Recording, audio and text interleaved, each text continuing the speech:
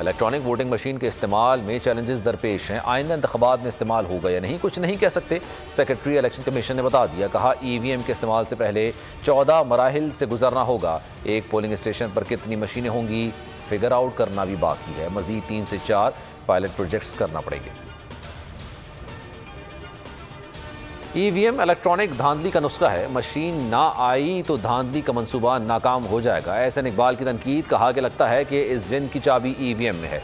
Election commission के तहफ़्फ़ुज़ात के बावजूद कवानीन बनाया गया है। वोटर लिस्टों का इख्तियार नादरा को देकर धांधली का मंसूबा बनाया गया। शाहिद खाकान अब्बासी बोले EVM से चोरी अगर लड़ना है तो सिंध हुकूमत से लड़ें, ब्यूरोक्रेसी को तंग ना करें, सियासत में ना घसीटें। वज़ीर आला मुराद अली शाह ने वफाक को खबरदार कर दिया। बोले वफाकी हुकूमत और इस्टेब्लिशमेंट डिवीजन सूबे की गवर्नेंस में मुदाखलत ना करे। सियासी यतीमों के कहने पर अफसरान को नोटिस जारी करना बंद करें। मुझसे बात करें या अपना नुमाइंदा मुकर्रर करें। EVM सिर्फ और सिर्फ धांधली का मंसूबा है। पीपल्स पार्टी के अब्दुल कादिर मंदोखेल की स्पीकर से बदतमीजी। कौमी असम्बली के इजलास में शिरकत पर 1 दिन की पाबंदी आयद कर दी गई। 19 नवंबर के इजलास में शिरकत नहीं हो सकेंगी।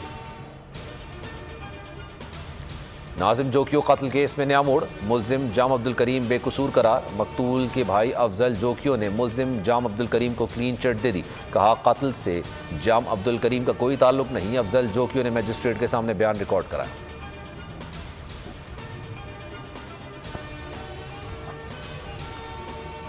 डॉलर ने फिर स्पीड पकड़ ली। इंटरबैंक में 91 पैसे इजाफा हो गया। अमरीकी करेंसी 174 रुपये 67 पैसे पर बंद हुई। ओपन मार्केट में भी कीमत बढ़ गई। $1 20 पैसे इजाफे के साथ 176 रुपये पर पहुंच गया।